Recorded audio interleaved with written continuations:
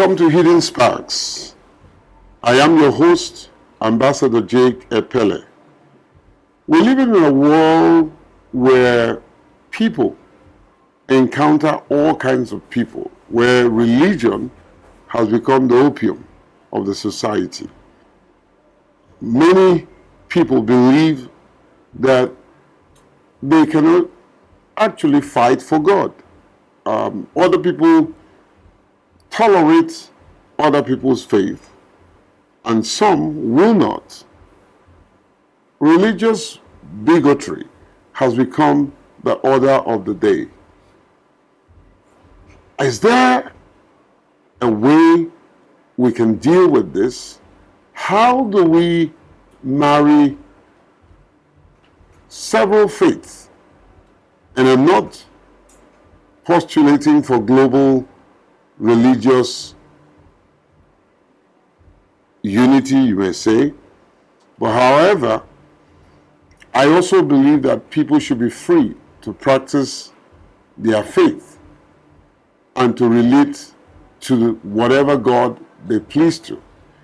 I am a Christian, I'm proud to be one, and I believe in the God of all creation.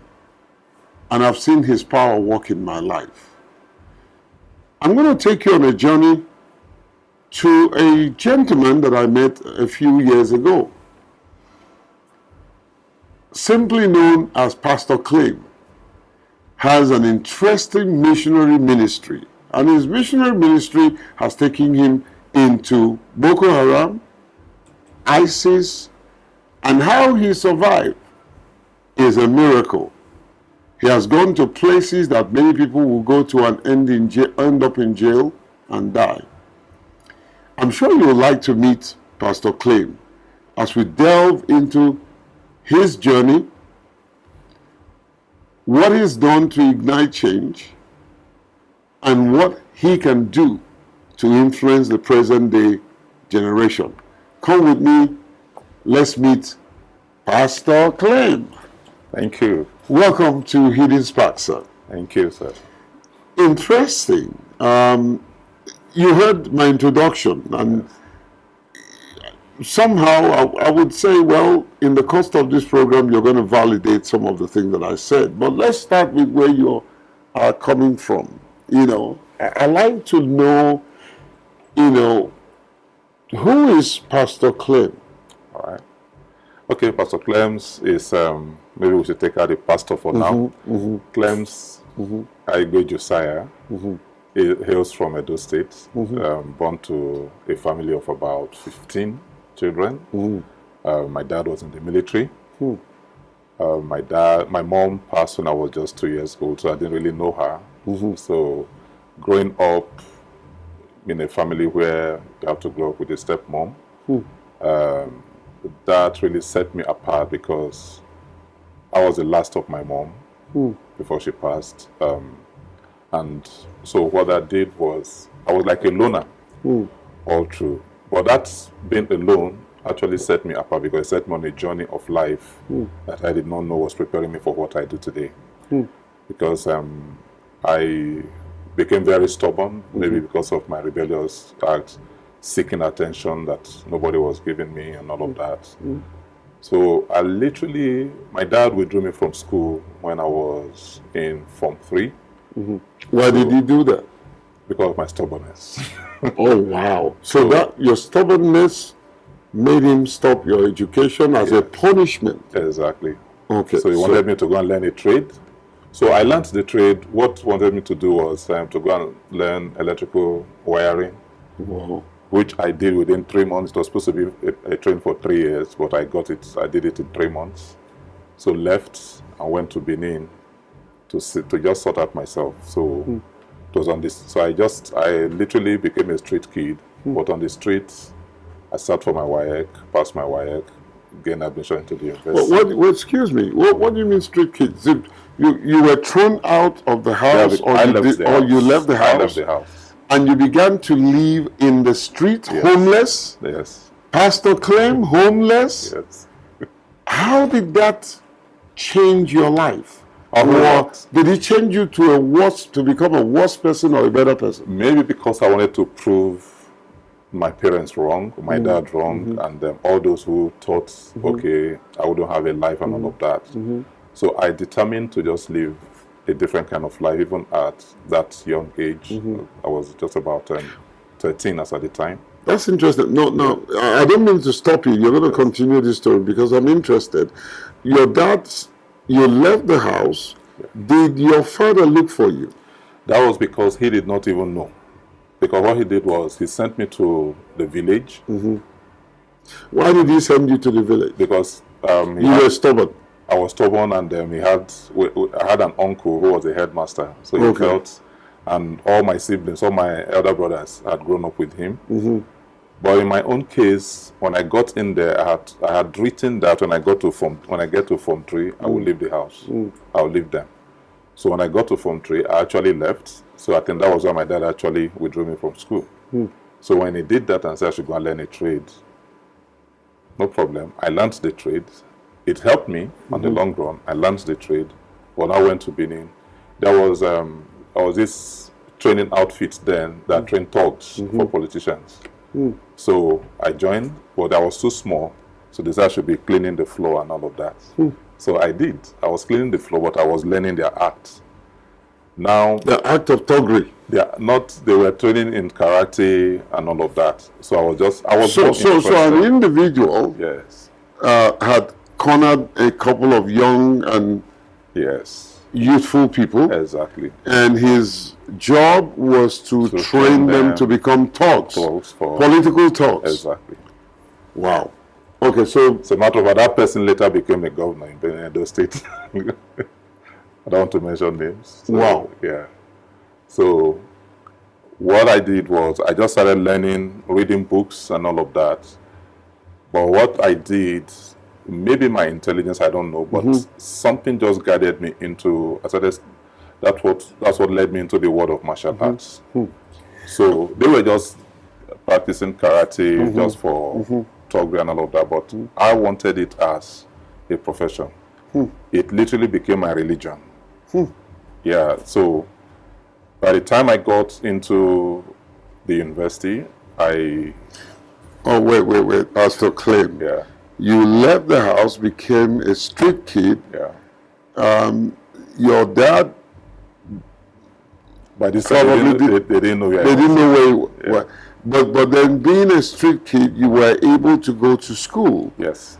Up to getting into the university. Yes. What university did you go to? Uniport, University of Port Harcourt.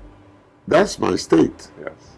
Because my dad we were in Port Harcourt for about 20 years. So who was paying your school fees? Okay, I met this lady who was he came looking for thugs, and so he saw me and somehow fell in love with me and took me up. So took me up. What do you mean fell in love with you? Were you sleeping with her? No, not sleeping with her. Okay. She just fell in love with me. She called me her sugar son. Just cuddled me in the night and all of that, but nothing sexual. Was that, are you sure, Pastor Clems, was that really platonic? That there was no sexual? No, there was no sexual. That was not, because I so was she finding pleasure in just cuddling you? I believe she was. Yeah. And is it that she didn't want it or you didn't want it? I didn't want, because in my studying martial arts, reading the books and all of that, I knew one of the things you have to do was to preserve your sexual self. So because of that, I kept myself clean. How did you convince her? I told her for you not to go into her. I told her what I was building at, but she felt, since I was still a teenager, that maybe a time will come when I will need it and all of that. But that never came for her. So at the age of... Was she not... Didn't she get to a point that where she was frustrated and wanted to throw you out? I was very useful to her in that I was giving her ideas, helping her to do quite a number of things around in her businesses and all of that. So were you guys like living lovers? Not really, because she's... her story, if I say it, is going to blow up quite a number of things, because she was connected to the high powers at the time. She was actually connected to the 7th president of the time. Was she? Wow. Okay. Yeah. No, this is getting interesting. Was she married? No. So she was a single lady. Yes. And has probably stuck in trade was get young people to... I was just the only young person that was around. But she had, of course, her lover, she was a side chick to the president of that time, to the 7th president of the time. You have a lot of information. Okay. Now, I'm interested in this, Pastor Clems. A governor, one who served and led a state in Edo, you're not mentioning name, we don't want to mention name, was grooming a set of people as thugs for his political ambition. Yes. And even hired out, even before he became governor, he was doing that. That was actually one of his businesses. It was like a don, so training political thugs for politicians and all of that and renting them out. Oh, so she will rent full-blown children given birth to by another woman as a more or less like a pond. Give them, and then he gets paid for them. Yes. All right. Did you experience that? No, I never experienced, because before I could grow into that, they never even knew I could fight. I was just learning while everybody was sleeping. I just go training and all of that, having seen what they were doing in the daytime. So I was training in the night. So I was there for about 1 year and 2 months. Then I went back to Port Harcourt. Was there any operation that you witnessed where probably they went to kill someone, kidnap someone? Yes, they within there, it was majorly a training ground. So they don't go, so it's when people come to hire, so they do what they want to do outside of the place. So did they ever go out in maybe some sort of an operation, and they came back and told you the story? No. Okay, so you don't know much about that. There was a sworn secrecy. They swore to secrecy, so nobody's allowed to divulge any form of information. But I later got to know quite a number of things, because when I got into school, this lady paid my fee, paid me into school. She was very helpful, no doubt about it. Where were your father? They were not asking. As at this time, they were not interested where you are, or you were interested in just going away? As at this time, because of what I had experienced with my stepmom and everybody, I just felt, okay, let me prove to everybody that I can make it on my own. So that was what set me on the path. So after learning that electrical wiring, I started something else. I diverted into refrigeration and air conditioning.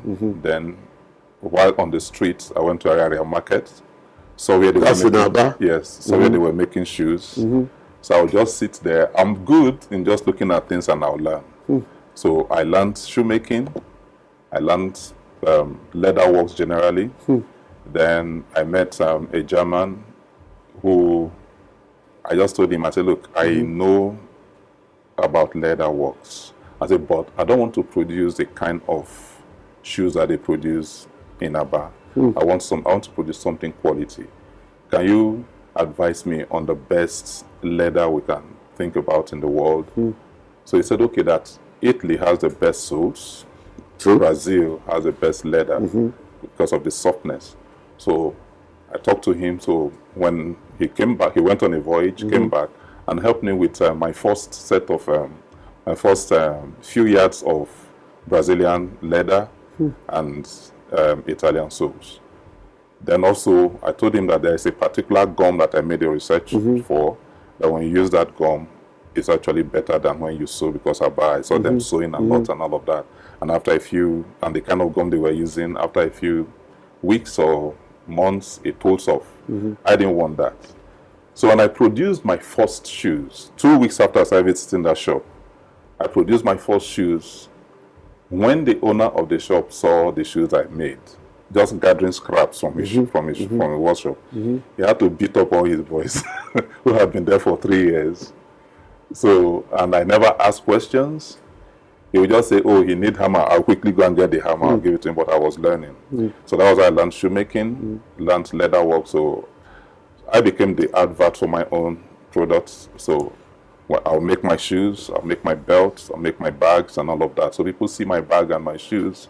And that was why a particular lady saw my shoes and asked me, oh, where do you get these shoes? I said, oh, I make them.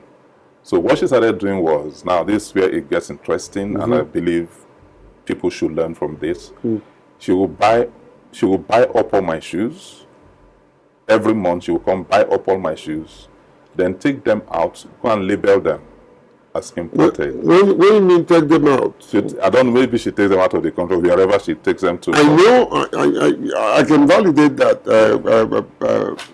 Pastor Clems, because I know a group of Lebanese guys that goes to Abba. They make shirts for them. Yes. They take the shirt to Dubai, Yes. find label, Yeah. and bring back the shirt to Nigeria to sell. That's right. Was that your experience? Yes. So she would take them to Italy, label them, made in Italy and all of that, choose a name and bring them back. So one day I was at the airport and I saw these particular shoes. What attracted me to them was that they looked exactly like my shoes. I said, oh my God. So I was so attracted. So I went looking at the shoes. I looked and looked and looked. Just then the woman was coming. So she saw me. My name then was Samens. So he said, Samens, do you like these shoes? I said, yes. I said, So now as I said, don't they look like my shoes? She kept quiet. So I wasn't even paying that because I was so carried away by the resemblance. I said, no, these shoes I picked. I was asking who is the owner of these shoes. She was there looking at me. So I picked up one of the shoes, opened the carton. I was ready to pay. So I opened one of the packs, brought out the shoes. There was no doubt these were my shoes, but the difference was that they have new labels and all that. So she started laughing. She now said, Samens, look at them very well. I said, there is no doubt they are carbon copies of my. He said, they are your shoes. He said, let me tell you what I've been doing. So I take your shoes out, I relabel them. So I got that information.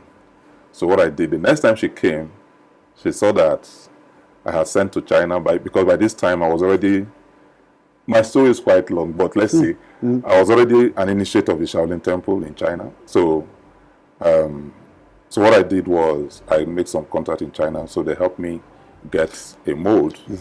So I started labeling my own shoes, made in Nigeria, my own label. So when she came with the same, then I actually sold them higher than what she was bringing. And of course, she already had marketed the shoes as imported. So when they saw the shoes, the brand, and they saw that it was the same quality of shoes that they've been buying as imported, of course, that was how the market opened for me. Wow. Tell me about Shaolin Temple. What's that? Is it an occult? Is it it's a religious? Is the spiritual aspect, the religious aspect of the martial arts. Now, because of I read a lot into. I just didn't want to know the art, but I also wanted to know the spiritual aspect of martial arts. And that was so there is a spiritual aspect of martial arts. Yes, martial art is actually very spiritual. Wow. That's why Taekwondo is just sports. But when you talk about karate, kung fu, you are getting into the spiritual aspect. And when you now talk about the Shaolin is the main religion. What's the difference? Okay. Now, like I was a black belt holder to the 7th degree, I was actually heading to the 12th degree, which would have been that I could literally disappear when we are fighting. But even at the level that I was no longer training with human beings. I can actually go to the sea and conjure up people to train with. So that was how deep and how far I went in the Shaolin world. How did I get initiated into the Shaolin Temple? I was in Nigeria in my house, but I was also in China. So I was in two places at the same time. Was it some sort of an extra travel or what? Tell me. Okay, now if you look at now I began to see that even in Christ, what I practiced then was a counterfeit of what we have in Christ. All right? God is omnipresence. Now, if we are like Him, if we were created with His image in us, it then means we are actually omnipresent where He is. He said, wherever He is, there we are. There will also. be. Okay. So, Now, that's the frequency. That's the call it a formula that you can use to actually be in multiple places at the same time. But you see, what they did, they sent me books and all that. So I was just reading, and I found myself, I was in my altar in my house, but I found myself appearing in the Shaolin temple, sitting the same way I was sitting in my house. Now, I was seated in my house, but there they had to take me through rituals. I got up, did different things. It was me, fully me. So I did different things, and I was initiated fully into the Shaolin temple before I now came back to join my body here. Then I got up. Now, what happens? Because I know a little bit of what you're saying. I've never practiced it. Don't intend to practice it because I know the dangerous aspect of it. But extra travel is what you're trying to explain. So what is the danger of one who is involved in astral travel and his spirit? Is just his spirit leaving his body while the body is there? What's the danger? There's a very big danger there, because it is not even the spirit. It's actually the soul leaving the body. Wow. I'll tell you how. Because that's why you see that when you do astral travel, there's a silver lining connecting your body. Now, that is the difference between, that's why I said, is the counterfeit of what we have in Christ. In Christ, when people experience, when they have out-of-body experience, there's no silver lining. Now, the danger of silver lining is, astral travel, is that somebody can actually cut the silver lining. The soul never finds its way back to the body. So that person is declared dead. Wow. Yeah. Okay, so that is why you see that in the occultic world, for anyone who is occultic world, actually, you find that most people out there, they've actually lost their lives through these astral travels. So what I always tell people, like I met quite a number of people I've met in the past, especially last year, I would say I met over 35 people who were into the cult, deep into cultism, and they were actually practicing astral travel. By the time I sat with them, 30 minutes, they got saved. They got delivered from that. Why? Because I told them, I realized that all of those things that we practice is actually the potentials of what we have. God created us with all of those power within us. Now, what the devil does is to deceive people to say that I will give you power. But let's not forget that the devil has been stripped of all his powers. So he has no power to give. So, but because we don't know what we have as a people, he tries to manipulate. So what he does, he manipulates, he rides on our ignorance to manipulate us into believing that he's the one giving us the power. So what I have done in the past 1 year is to help people to realize that no, the devil has no power to give you. He did not give you any power. Instead, he deceived you into using the power that you do not know that you have to use it to serve him. And negatively too. No, of course, in the negative. And everyone that hears that, they get very upset. And I tell them, look, I tell them, okay, look at the process. You get into it, then after a while, they ask you for an offering. I said, the moment you gave the offering was when you came under the control of that particular power teaching you. Until you gave the offering, you could actually withdraw. There is no harm. But the moment you gave the offering, like when people make sacrifices, all of those sacrifices that they made, the blood sacrifice, whether animal sacrifice, human sacrifice, whatsoever it be, the moment you make those sacrifices, it's an offering that you are given to the one you believe gave you the power. Now, the moment that offering is made, you come under the control of that deceptive power. How do you break away from that? It's easy. Okay. Now, what I've done is to, like I said, get people to understand that first, the devil did not give you any power. No man, no cult gave you power. They rode on your ignorance, the ignorance of your own identity. What is your identity? Your identity is in Christ. Because you are made in his image, after his likeness. So the moment we come into that realization, so you get born from above, what is being born from above? When you use the word born again, people don't tend to understand it. So, but when you say born from above, a new birth. Exactly, a new birth where you are back to your redeemed innocence. That redeemed innocence, which Christ paid for, of course, with his blood, dying on the cross and all of that. So when you get into that, what comes to be is that you are set free. That hold is broken. You have a new spirit. You have a new spirit. That hold is broken completely. Okay. And the devil has no power whatsoever. And this is what I tell people, sir.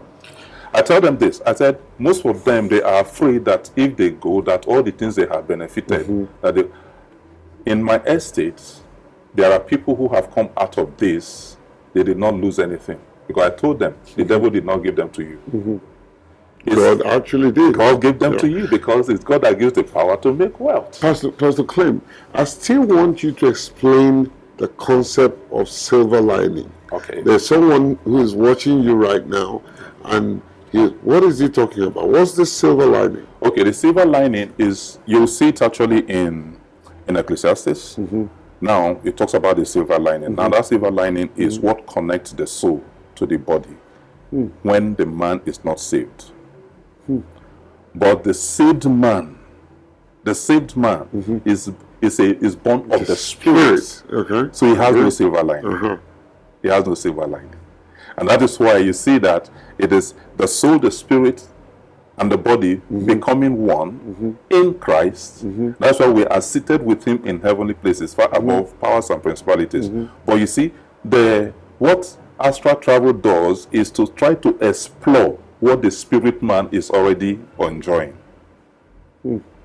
So in trying to explore that, when they begin to project, now, astral travel, you project yourself. But when it comes to the operations of the Spirit, you don't have to project yourself. It's the Lord that wills it. He wants to take you on a journey. You just find that you find yourself in places. Sometimes you're actually awake and you are seeing different things. Oh yeah, I mean, you could literally sit here and you're at home. You're at home somewhere. You're walking around things. And all that. You see, that's what I think we're going really deep into something that deserves a whole episode.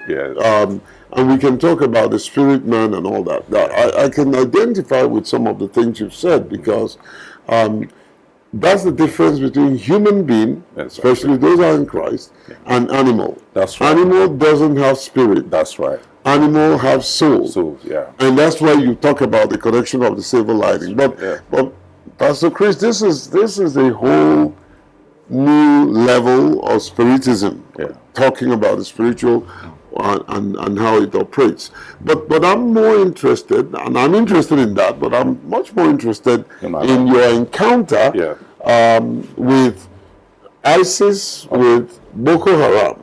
So hold your thought there. When we come back, we'll go on a journey with you, and the journey of your experiences with Boko Haram and all that. Awesome. Quite an interesting guest I have on Hidden Sparks, and I thought we would start with, the sparks, and truly and really, we've seen a lot of sparks in Pastor Clems. All right, but however, we're going to delve into the real subject matter we're looking at, which is his encounter with ISIS, his encounter with Boko Haram. Don't go away. When we come back, Hidden Sparks continue, and then we'll deal with the journey.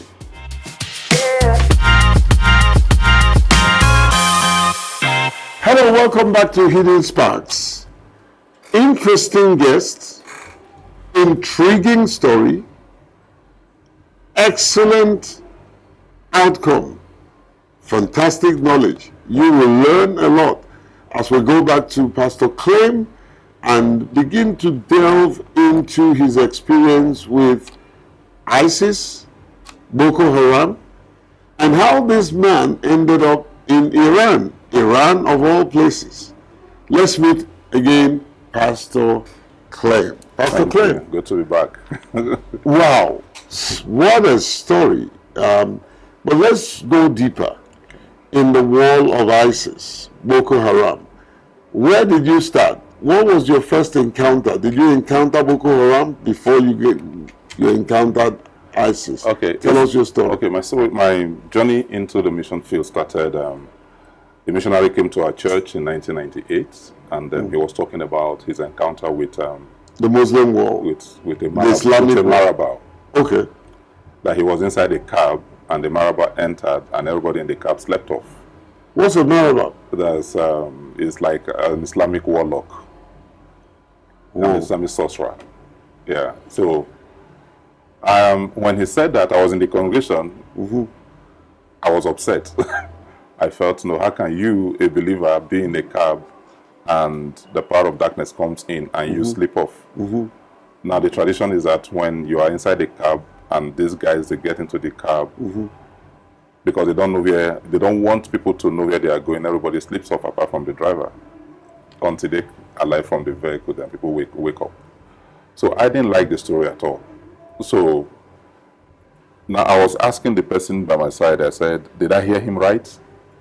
So he replied and said, yeah, that's what we are. He said, this man is still saying it. So of course, all the pastors have already known me as a rebel in the church. So they turned and looked at me. So after the meeting, I just cornered him and said, please, where did you say this thing happened? He said, Senegal. That was how my missionary journey started. It was actually, let me say, I was going on an adventure. It wasn't because I had a call, go to the mission field or all of that. Now, I have been called into full-time ministry 3 months into my marriage. That was in 1993 of September. So anyway, so 1999, I said that was when I went on my first missionary journey with some missionaries who came from Holland, who went around the country and all of that. So I got to know my places. Then from then on, I started going on my own. The first place I went was Adamawa, and my first convert there was a Catholic priest who had been a missionary for 22 years. And I heard, go and preach to him. I said, but he's a priest. He's wearing priestly. You heard? What did you hear? Who spoke to you? The Lord just spoke to me. He said, go and preach to him. I said, he's a priest. What do I have to say to him? He said, go and preach to him. So I now went, I opened up a discussion. So he told me how they convert people. They give them the roses, they sprinkle water on them, and they change their name from maybe Ibrahim to Abraham. So I said, So we got discussing, and I said, have you ever encountered the power of God before? So while we were still talking, there was a presence that came, and he started crying. And that was how I led him to Christ. So from there, and after asking, I said, please, how do I meet marabouts? Wait a minute. This was a priest, a Roman Catholic priest, and he had to be really born again. Yes. And so there are priests who are not really born again. Yes, of course. I've met several of them out there. And they preach Christ. Well, I don't know if they preach Christ because, you see, you really can't preach Christ. You can tell people about Christ without really telling them, without being born again, without passing on the true knowledge of Christ. That is, remember what Jesus said? That he said the spirit is what gives life, but the letter kills. So you can pass on letters, people hear, and that can actually lead them to actually change their names. That does not mean they are born again. And that will lead me to the Boko Haram story. So somebody now said, if you want to meet marabouts, go to Niger Republic. So that was how we went to Niger Republic. I have a mark on my chest. As we were going from Katsina into Niger, some militias came out. They stabbed me.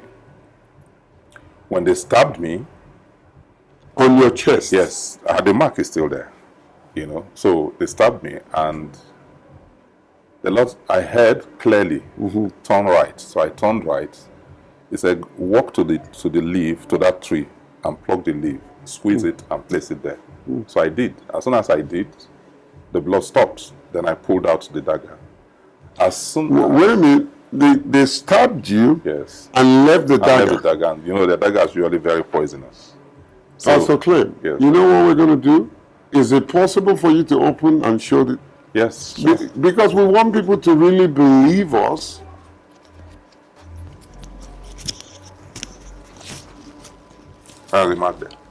So you were stabbed. Yes. And he left the dagger in your chest. Yes. And you were bleeding. Yes. When you say you were asked to go, who asked you to go? The Holy Spirit. Okay. So I went, plucked the leaf, squeezed it, just placed it there, pulled out the dagger, and the blood stopped. The blood stopped. But I believe the Lord left the mark there as an evidence Because I'm sure. Yeah, because I wanted people to see, because you were telling this story. Yeah. It sounds credible, remarkable, but we wanted to see evidence. Yeah. So that was how, when they saw that, all the things they had taken from us, they returned everything and knelt down. So we led them to pray. They became our first convert. These were Marabat? No, these were militias. Militias. Just like what became Boko Haram today. So they got saved. So they were the ones, so we took them back to Katsina, discipled them for about 3 months. Then we now went back. How many of them? There were about 16. Wow. So we now went back with them. When you took them, how were you able to feed and take care of them? Oh, what we do, like, this is my 32nd year in ministry. I've never had to raise funds from anywhere. I've never had to write letters to anybody, because the Lord told me when I heard him say, leave all you were doing to come work with me. What did you study in the university? Electrical electronics. And you had a job? Yes. At the time? I had my own businesses, actually. Okay, so you left it into mission field. Yes. So, the Lord told me, I fund my work, and that has been what we've been living on. So every time we get into the mission field, what we do, what we are not allowed to practice in the city, the Lord will allow us. So what we do is we approach people who are building, and we tell them, please, we want to do your electrical wiring for you, free of charge. And they will ask why. So we tell them, we want to use it to train your indigenes. Instead of their stealing, so we want to use it to get criminals from the street, so we train them. That was how we started establishing vocational training centers. I want to go back to the stabbing. Yes. Okay. Do you have any picture with the... No, those times there were no phones. Okay. So you didn't take any picture? Yeah, exactly. Okay. Is there anyone that can corroborate what you just said? Yeah, we have quite a number of missionaries that were there and saw what happened. Most of the people who got saved, most of them became missionaries today. They're in different countries, so we can always reach them anytime. Wow. Yeah. So go on. So that was how we got into Niger Republic. So there I met quite a number of Marabouts, but this time I wasn't the one that slept, they were the one that slept. But the kind of sleeping was that they got saved. So I started going to the mosque with them, because there was no church presence there, of course. So I'll go to the mosque with them every Jumat service. So while they are praying their prayer, I was praying my prayer. So they will come out and they will tell me, oh, which Arabic school did you go to? I can speak Arabic. Really. Which Arabic school did you go to? But I was actually praying in tongues. But they would say I speak Arabic. So they would gather around me, and that's how we started interacting for 6 months, until something happened one day when, now there is this magicians, they do some magical acts where they will stab people, they will break people's bones, and they will make incantations, the bones will rearrange, and people will rise up again. And really? Yes. So they are lying wonders. So the Sheikh's son, a 16-year-old boy, came around that particular day, and teenagers could be curious. So saw what they were doing, got interested, and gave himself that he wanted to be stabbed. So they stabbed him, but we've been praying. Now what we do is, whenever we get into places, we begin to speak over the environment to clear out the hostile climatic environment, to change it into a favorable climatic region. And that was what we did for about 6 months. So that 6 months, this boy came, and they actually stabbed him, but this time he really, really died. Wow. So they couldn't raise him up. By the 3rd day, they came to tell us, because now we've won their respect, we've won their love. So they came to inform us that we have to run away now, that the Sheikh is coming with his warriors. And if they don't wake this boy up, that they are going to behead all the men. So I now asked, is it possible to have a 15-minute discussion audience with the Sheikh? They said they can't guarantee it, but they will try. So I told my colleagues, I said, if you guys want to leave, you can leave, but I will stay. I was too convinced that something was going to happen. I knew the boy could be raised. I just had that faith, because I knew that it was an answer to our prayers. But we've been shutting down all of those operations of lying wonders and all of that, because they were deceiving quite a number of people. So the Sheikh came around, so he actually agreed to hear me. So I now told him, I said, your son is not dead. we can wake him up. And he told me, you have 30 minutes to wake him up, or else you'll be the first to be beheaded. So I said, okay. So I called my... This is in Niger? Yes. So I called my colleague. As we were walking towards the boy, I heard the Lord say to me, don't pray. Hold his right hand, pull him up. He will wake up.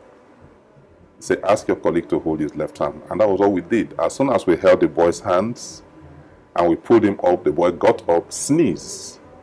When he sneezed and we pulled him up, the sheikh went down on his knees. That was how that whole community, that became the first Christian community. It's actually there on record. That became the first Christian community in the Niger Republic. So wait a minute. You know, you just took me back in time, because I saw with my eyes, Yes. I saw a group of Hausa, or I don't know where they were, but this is like 50 years ago. And these guys will come and they'll be playing drums, and they will take knife and be stabbing themselves. Right. That's right. They would stab on their, and the knife will not go. Yeah. Is that magical? It was magical. It's magical. But is it real? That's why I say it's a lying wonder. Because we will see real knife. I mean, I'm not saying. I just remembered. I saw it with my own eyes. So I have seen bones shattered. They would shatter somebody's legs. Then they would tell us, if your Jesus is not a small boy, pray, let the bones be rearranged. So we don't want to get involved in such competitions. But we will see them make their incantations, and we'll see the bones rearranging and coming back whole. Now, people see that. Why wouldn't they believe them? But is that real? That's why I said it's a lying wonder. You know, those are the kind of spirits that they... For someone who is watching us, what is lying wonder? The lying wonder is when, just like when you say magicians... What is not real? Yeah, when you say magicians, what they do. A true magicians, when they want to tell you the truth, they will say, what you see is not there. What is not there is what you see. Now, those are lying wonders. So, all of those things is just, it as much as real as it looks, they are really not real. Okay, so Pastor... And that is why when you as a believer, you want to start competing with such, you find that at the end of the day, because it's not real, there's really no miracle that is taking place. So there are many churches that are saying that they're doing miracle, and they are really not. So there's one right now on Facebook that the same woman, the same hand, the same twisted arm was healed by 5 different pastors. Wow. 5 different pastors healing the same thing. And it will come out straight. Another pastor with 5 different pastors. Now those are lying wonders. So most miracles that people see in churches are not real. That is why I always tell people, don't base your life, your faith on miracle. Base your faith on the knowledge, the wisdom, and the power of God. Pastor Clems, you have a lot to unpack, but as we begin to glide into, tell us your experience with Boko Haram. It was in 2011. So I'm fast forward. There's a whole lot we've left now. Because there's a story about my meeting with Gaddafi and all of that. But you met Gaddafi, late Gaddafi? Yes, just 6 months before. 1-on-1? Yes, 6 months before he died. So that will actually unpack quite a number of things about Africa, because it's a passion that I have, and that's why I do the things I do today. Now, but in 2011, we were on our way to Chad. We went to go and visit some of our missionaries. So we just decided, okay, let's stop by in Gombe to see some of our missionaries that were there. So we're inside one of the churches when we started hearing gunshots, blast and all of that. That was the day that 42 churches in Gombe were burnt in 2011. It's there in the newspapers and all of that. If we can trace it back, at least there was already Googlers at the time.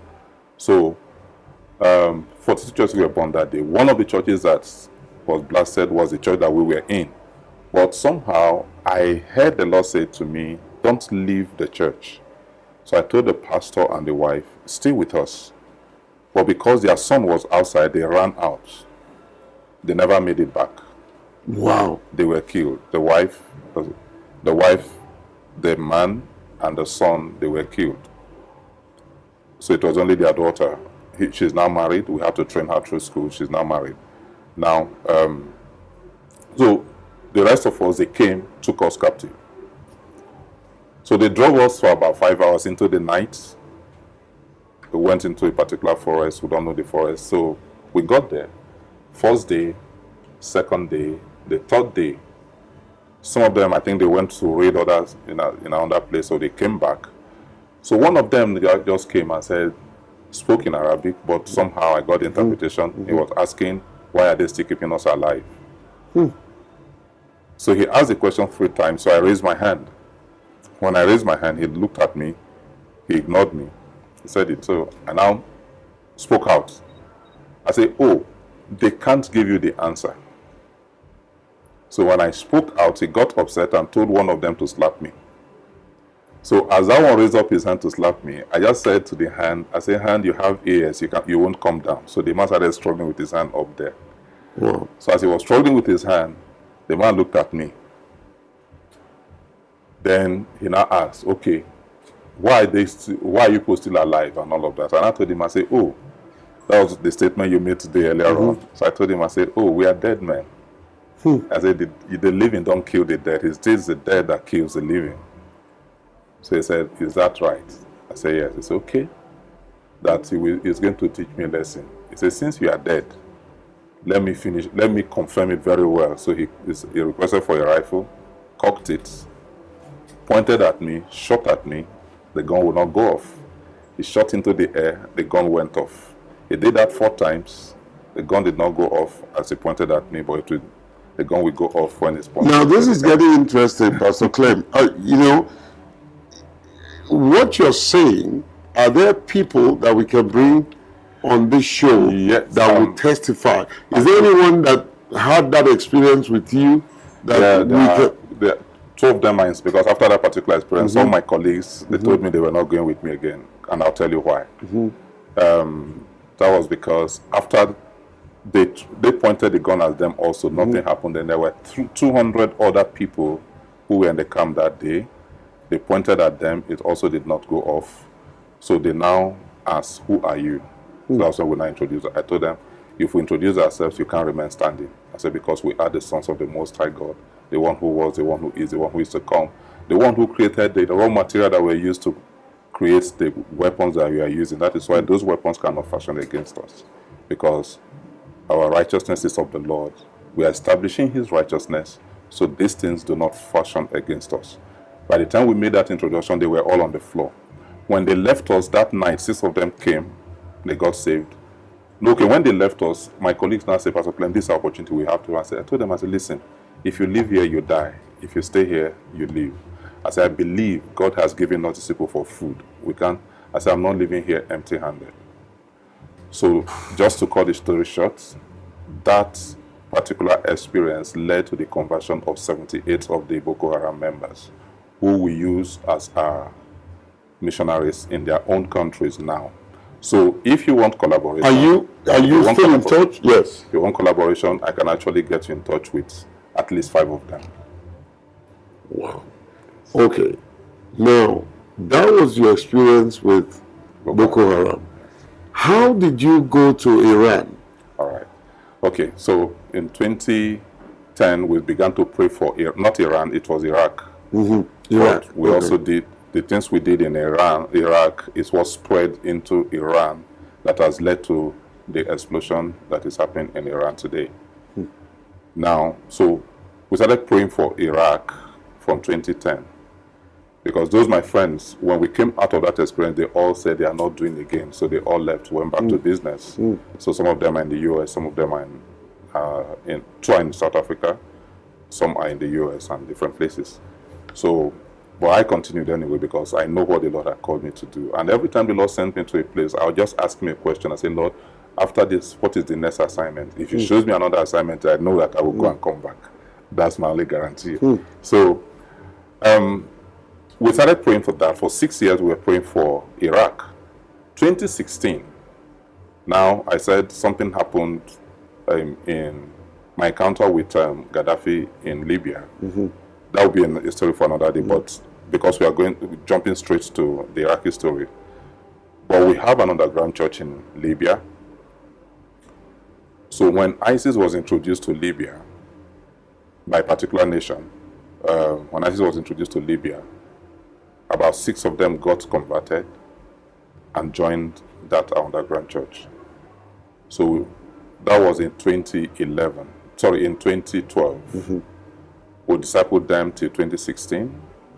So 2016, they now sent me a mail that they would like to get their families out of the ISIS camp in Iraq. So I said, okay, that will be praying. So ISIS started in Iraq? Yes.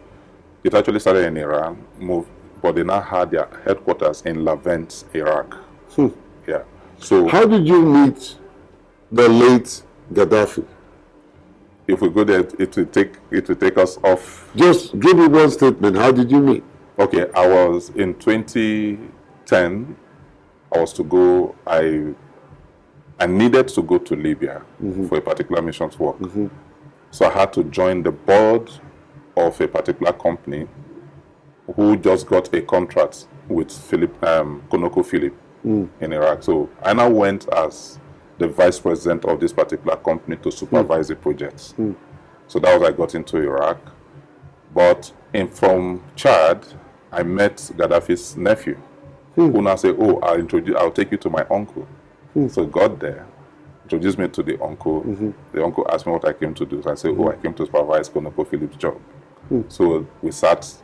He hosted me, had a talk, and that was when he told me some deep things about his passion for Africa and how he really wants to see Africa liberated from the hand of the West, So, and that's actually why they are fighting him, because they want to hold Africa in bondage and all of that. Like I said, it's quite deep. He told me quite a number of things. Do you think that Gaddafi was painted black? He was. So most of the things we heard he was doing, he wasn't doing that. He wasn't doing that. He was painted because that man had a love for his country. And of course, we saw the evidence. But was he not wicked? Was he not killing his own people and all that? Did he not gas his own people? Sir, those were the lies that were painted about that man. That is why you see that they wiped off his whole family. As a matter of fact, what they did concerning that man, the injustice that was carried out over Gaddafi, only posterity will tell that. So the truth is, what we saw on TV, he gassing Kurdish people and all that. Sir, what happened is Libya was one country that everybody had a share in the national wealth of Libya.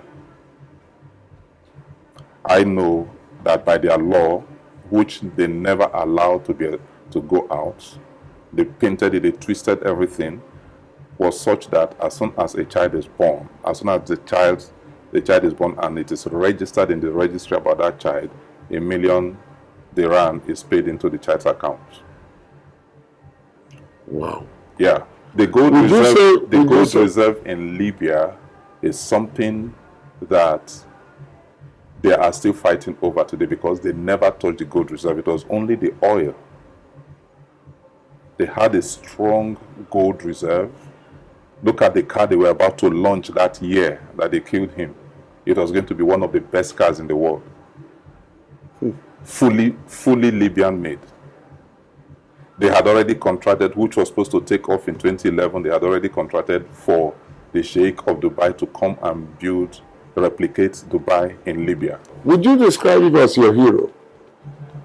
The reason I won't describe him as my hero is because, which I told him, I said, I love all the things you do, but I wouldn't look up to you as a hero because there is something that is missing, which I want to introduce to you, which is Christ. I mean, this man, I was told, killed people, murdered his own a lot of cousins. It's just like the stories that they tell about Osama bin Laden. The stories they tell about him and all of that. But when you read the true history about Did you meet Osama bin Laden? I don't know if I should say that on there. Yeah. Did you meet him, yes or no? No, I didn't meet him. Okay. But you were close to meeting him. I had a friend that we prayed together, and the friend met him 30 minutes before he died. Wow. Yes. Okay, so you are sounding very dangerous. Looks like you have a lot of information that you are afraid to even disclose. Yes. Are you afraid of your own life? That's why I don't bear the same name with my family. My immediate family, I don't bear the same name with the same surname with them. Is to protect them. Because You don't bear the same surname with your daughter, yeah. with your wife. Yes.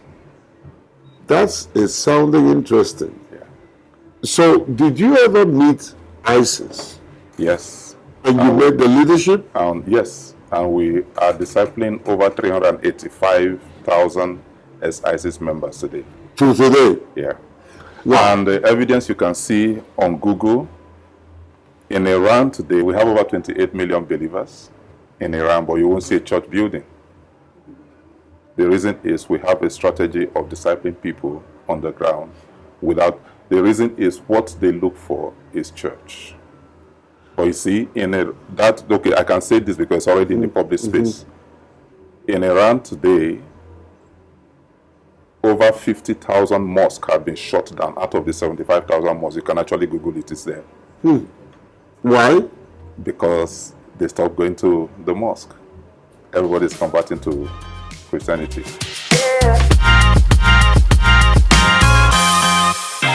This is interesting and intriguing guest on Hidden Sparks. I've never had it this way. And it looks like we're not going to stop. But we're going to just pause and say goodbye on this episode. But believe you me, we will do several episodes on Pastor Clems. Pastor Clems, you have an incredible story. But there could be someone out there who will not believe whatever you said, who doesn't think. So we're going to, on our own, do some collaboration just to make sure that we're giving the right story. All right. Tell me, how has all this changed you and be ready to change someone who is listening to you? Yeah, honestly, it has been a great experience. One of the things I have learned is not to believe so many of the things that are put out there through media. That's the number one thing. I'll give you an example. The Boko Haram experience, what that taught me was that there was an outcry up north, and it was a message to the church down south. Do you think that Boko Haram was real? It was something that was initially because of the information that we have. Was it political? It was more sponsored from the outside. Wow. It's a whole lot, actually. The lithium that was discovered in a whole large deposit of lithium discovered in the forest of Zambisa, which of course they've been trying to cover up. But we gave them, there was a whole lot of download that we passed on to the ruling. When you mean, was it Nigerian government? The Nigerian government. We passed on quite a great number of information to them. As a matter of fact. Do you think anyone is benefiting from that? A whole lot. Wow. A whole lot of people are benefiting from it. Is ISIS real? ISIS was real, but I think they've been disbanded now because right now, ISIS is real. And I'll tell you how it's real. There is a particular nation that uses them to destabilize nation if they don't agree to a particular negotiation. Wow. There is no doubt that Pastor Clems looks very dangerous. And some of the things we discussed, we had to really pause because it would be very dangerous for an individual like him and his family and a whole lot of people. This is why we draw the curtain on Hidden Sparks. Please don't go away. Keep following us. There will be more on Pastor Clems, including trying to find out what he's telling us, if it is true. So we're going to go all out, talk to some of the people that he mentioned in the course of this interview, just to corroborate his story. Believe you me, we'll come back and tell you, if it's not real, you'll be the first to know. But he sounds very credible. Don't go away. Keep watching and keep following us on YouTube. subscribe, own, and become part and parcel of Hidden Spark family. God bless you and have a wonderful day.